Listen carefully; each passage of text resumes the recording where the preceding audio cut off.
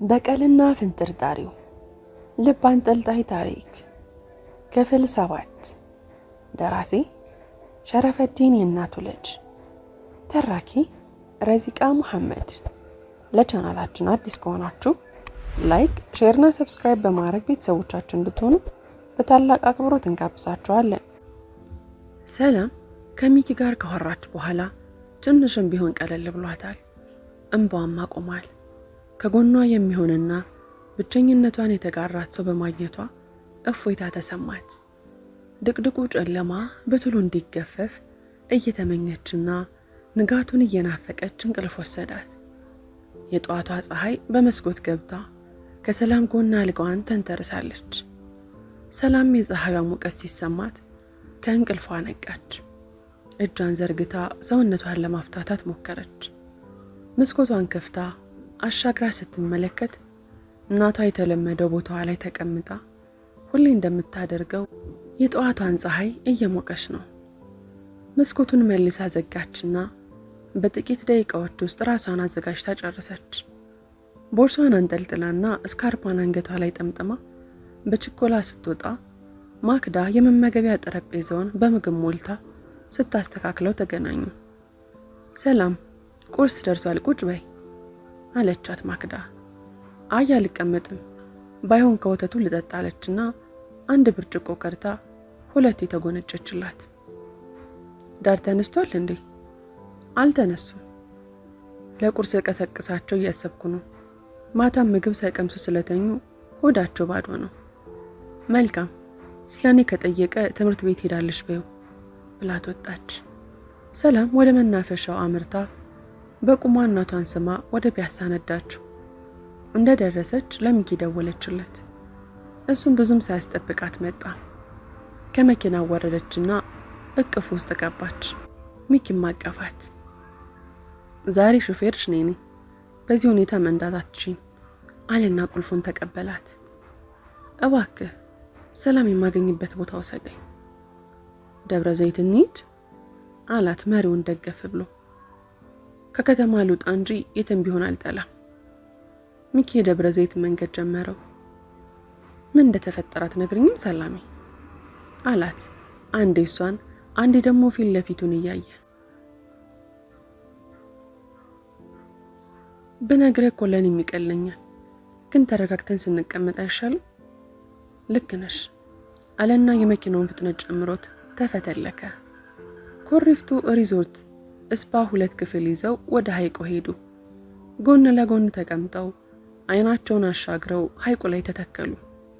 ለረጅም ደቂቃ ምንም ሳይነጋገሩ ራሳቸውን ድንቅ ተፈጥሮ ውስጥ እዛው ላይ ከተው በየፊናቸው ውስጣቸውን ማዳመጥን ተያያዙት። ሰላሜ አላት አይኑን ከሐይቁ ላይ ሳይነቅል። ወይ ሚኪ፣ ስለ ራሴ ጉዳይ እያብሰለሰልኩ ራስ ወዳዱኝ ይችላልኩ አይደል? እንደውም ራስሽን ማዳመጥሽ ጥሩ ነው። እኔም የፈጣሪን ድንቅ ስራ እያየው መደመም ውስጥ ስለነበርኩ እርካታ እንጂ ድብርት አልሰማኝም። አብራኝ ስለሆንክ አመሰግናለሁ። አታስቢ እሺ ሰላሜ፣ ማታ ስለሆነው እስኪ ንገሪኝ። ይኸውልህ ሚኪ፣ አባቴ ስነ ጽሑፍ ላይ እንዳተኮር አይፈልግም። ለምን አላውቅም፣ ብቻ ክብር ምናምን የሚለው ነገር አለ። ስለ ዝግጅቱ ማን እንደነገረው ባላቅም ቤት ስገባ ጮኸብኝ። አባቴ እንዲህ ሲለዋወጥ ሳየው የመጀመሪያዬ ነው። በንዴት ሊሞትብኝ ነበር። እንጃልኝ ምን መወሰን እንዳለብኝ ግራ ገብቶኛል። ተነፋረቀች። ሚኪ ወንበሩን እስኪገጥም ድረስ አስጠግቶ እቅፍ ውስጥ ከተታት። ሰላምም እናቷ ጉያ ውስጥ ለመግባት እንደጓጓች ሕፃን ጥቅልል ብላ ተሸጎጠች። ሚኪ አስበው እስኪ፣ መጽሐፍ ሕይወቴ ነው፣ አባቴም እንደዛው። የቱን ልምረጥ? ዳድ እንደዚህ አምሮ አይቼው አላቅም። ተረጋጊ፣ ሁሉም ይስተካከላል። እኔ ያለሁልሽ። ትከሻዬ አንቺ ነው።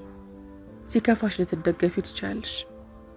ሰላም ይህንን ስትሰማ ይበልጥ እቅፍ ውስጥ ተመቻት። ከሚኪ ጉያ ባትወጣም ተመኘች። ሚኪ ቀጠለና አታስቢ፣ ምክንያት አልፈታውን ጊዜ ይፈታዋል። በጊዜ ሂደት አባትሽ እንደሚረዳሽ አምናለሁ አላት።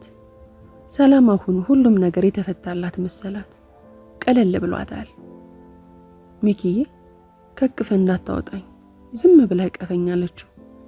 ቀና ብላ በፍቅር አይን እየተመለከተችው፣ እሱም በአይኑ ፍቅሩን ስሜቱን ገለጸላት። ምሽት ከመምጣቱ በፊት ሻወር ሊወስዱና የራት ልብስ ሊቀይሩ ወደ ክፍላቸው አመሩ። ሚኪ ግድግዳውን ደገፋልና ፈጠና አድርጉ እመቤቴ አላት። ፈገግ አለችለት። ሰላም ልብሷን አወላልቃና በፎጣ ተጠቅልላ ሻወር ልትገባ ስትል በሯ ተቆረቆረ። ማን ነው? እኔ ነኝ። በሩን ከፈተችለትና አስገባችው። እየተኮላተፈና እጁን ያፍተለተለ ሰላሜ፣ እኔ ክፍል ፎጣ ስለሌለ ትርፍ ካለ ብዬ ነው። አወለ ጠብቅኝ ላምጣለህ። ሻወር ቤቱ ጋር ገባ ብላ ፎጣ ይዛለት መጣች። ይኸው ሚኪ ፎጣው ብላ ዘረጋችለት። አይን ላይን እየተያዩ እጁን ሰደድና ሊቀበላት ሲል ፎጣው ከእጃቸው አምልጦ መሬት ላይ ወደቀ። ፎጣውን ለማንሳትም በእኩል ፍጥነት ሲያጎነብሱ እጁ ላይ አረፈ። ከዚያም የሚዋደዱ ልቦች በደስታ አረጉ። አይን ላይን እንኳን ለመታየት አፍራ ቀረቀሩ።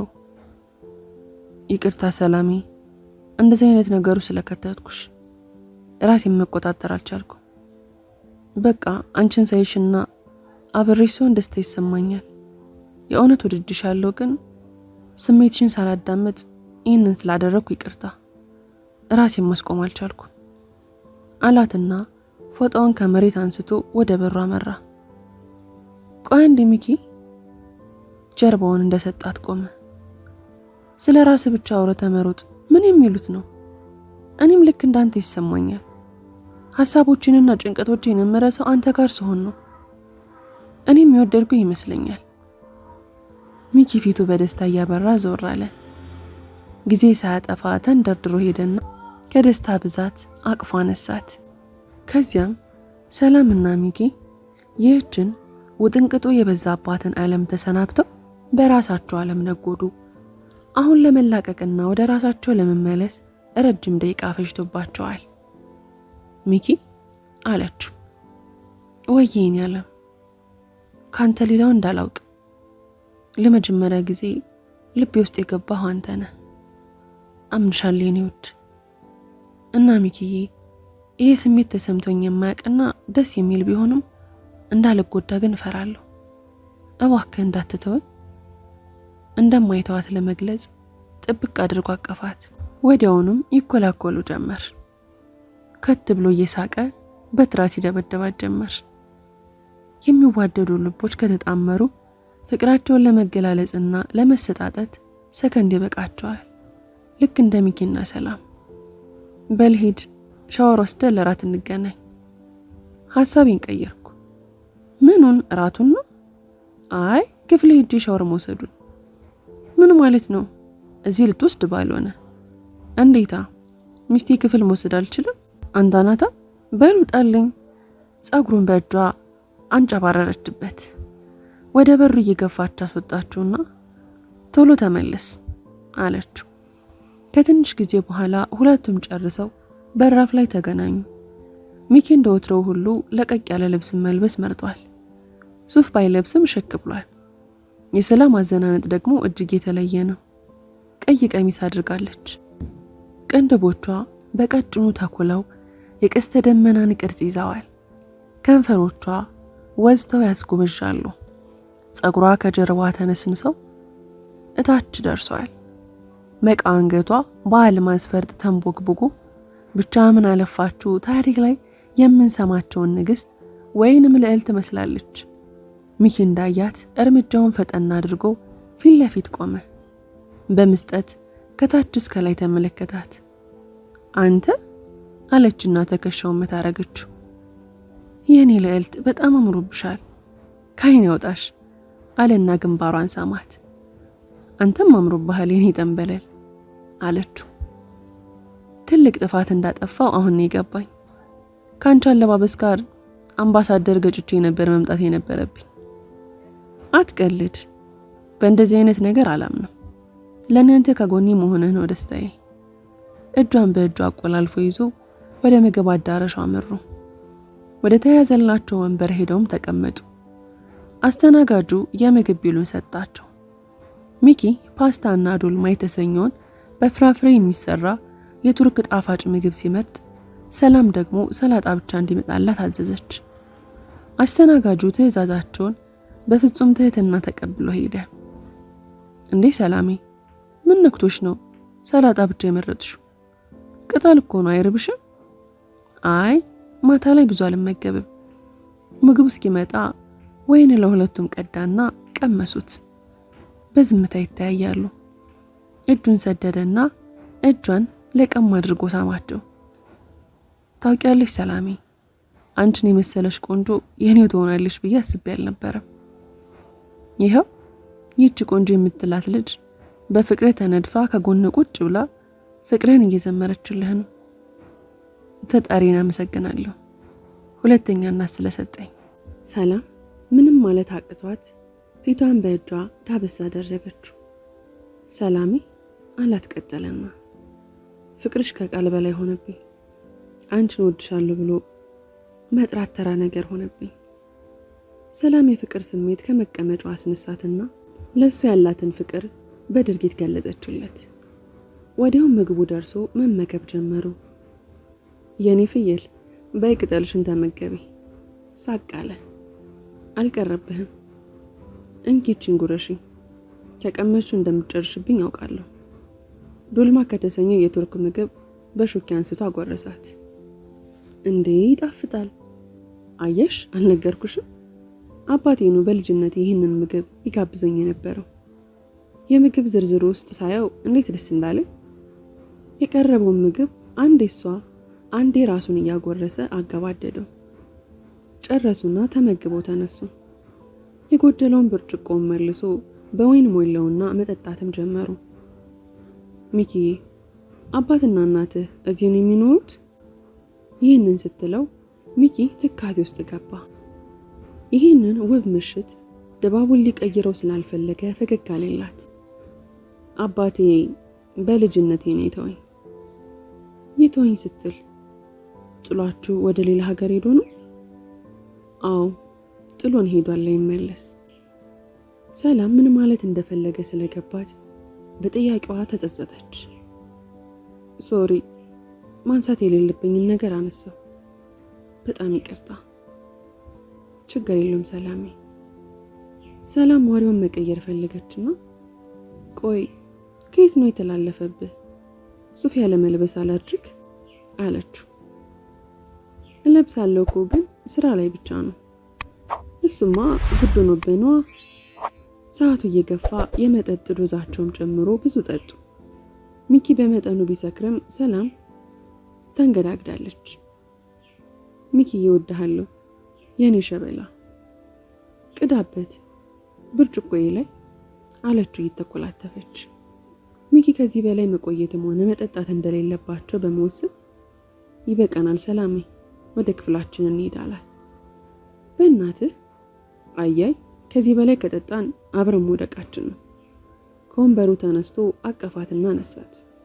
ከዛም ደግፏት ወደ ክፍላቸው እያመሩ ሳለ ሚኪ አለችው። ወዬ አቅፈ ክፍል ያስገባኝ? እሺ ታዛዥ ነኝ አለና ተሸከማት። ከመጠጡ ጋር የእሷ ክብደት ሲጨመረበት እየተንገዳገደ ይዟት ገባ። ሚኪ ሰላምን ቀና ብሎ ተመለከታት። ሰላም ጥልቅ እንቅልፍ ውስጥ ገብታለች። ጉንጯን ሳማትና ወደ ቦታው ተመለሰ።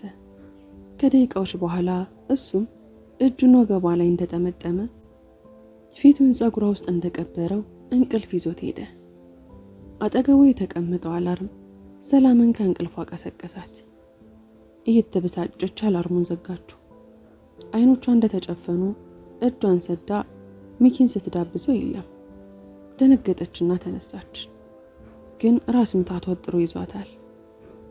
ሚኪ የት ሄደ ነው በጠዋት አለችና ስልኳን አንስታ ስትደውል አይነሳም።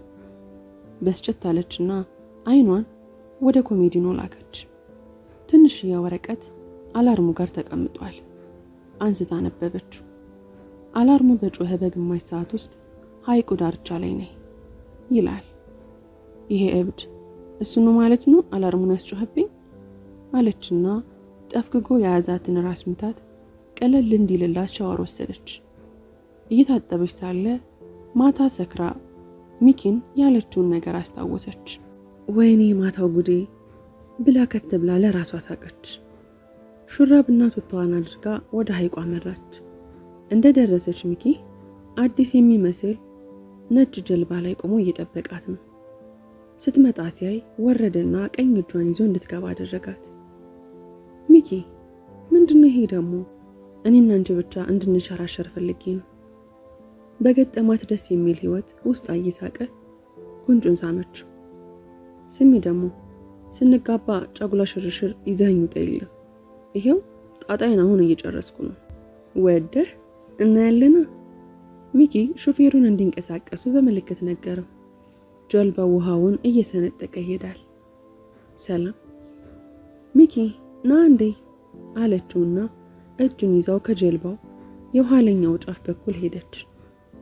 ምን ልታደርግ እንደሆነ ግራ የተጋባው ሚኪ ዝም ብሎ ያያታል። ምን ቆመተኛለህ?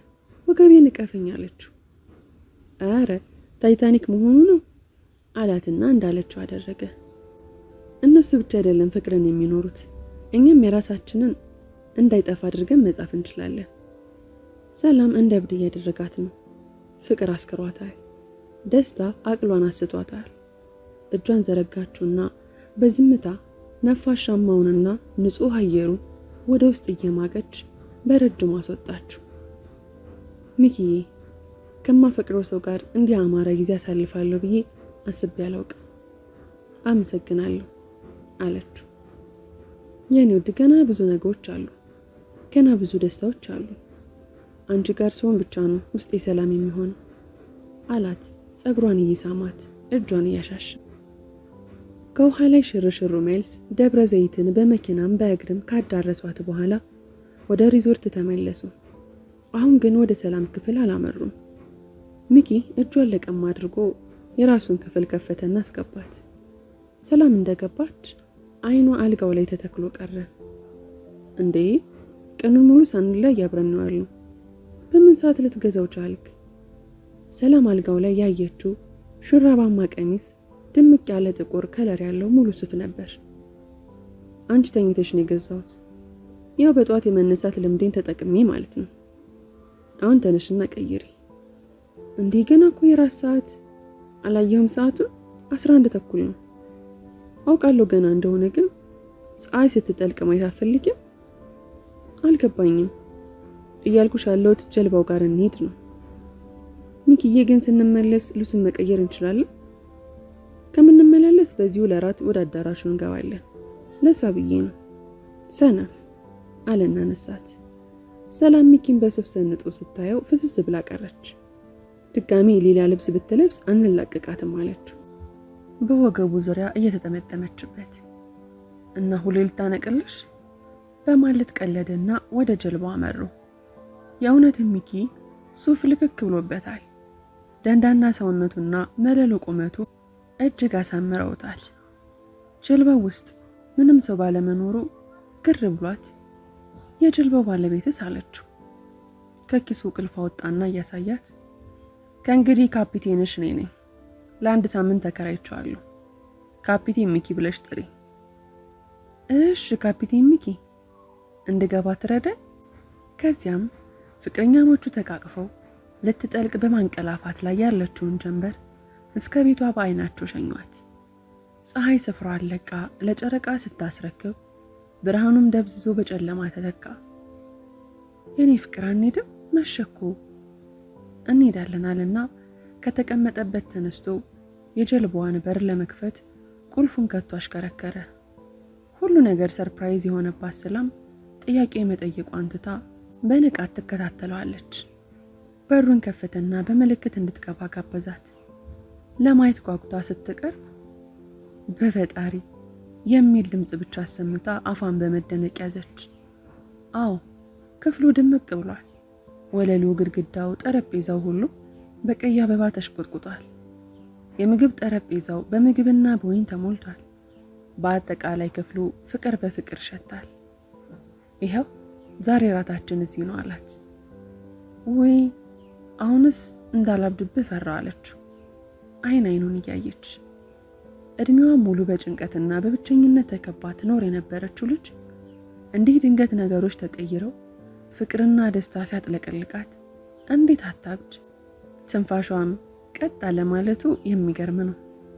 የቀረበውን ማዕድ አጣጥመው ከተመገቡ በኋላ ብርጭቋቸውን በማጋጨት የፍቅር ወይናቸውን መጠጣት ጀመሩ። ሞቅ እያላቸው ሲመጣ ሚኪ ከመቀመጫው ተነስቶ ሲዲውን ከፈተው። የቤቱ ድባብ ለስለስ ባለው ጣዕም ልዩ ሙዚቃ ደመቀ። ሚኪ እጁን በመዘርጋት ለዳንስ ጋበዛት። ሰላም እጇን አንገቱ ላይ ጠመጠመች። ሚኪም እጆቹ ወገቧ ላይ አስደግፎ መወዛወዝ ጀመሩ።